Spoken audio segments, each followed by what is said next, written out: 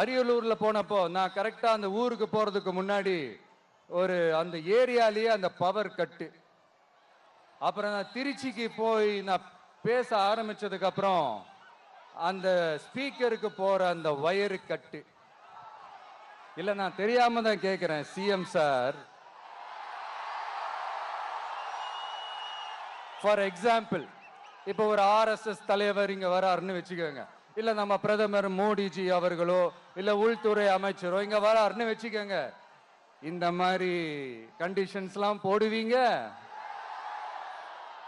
இந்த மாதிரி power cut பண்ணுவீங்க, இந்த மாதிரி வயர் கட் பண்ணுவீங்க.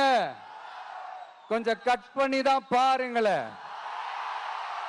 முடியாதுல, பேஸ்மெண்ட் அதிரும்ல. நீங்க தான் மறைமுக உறவுக்காரர்களாச்சே.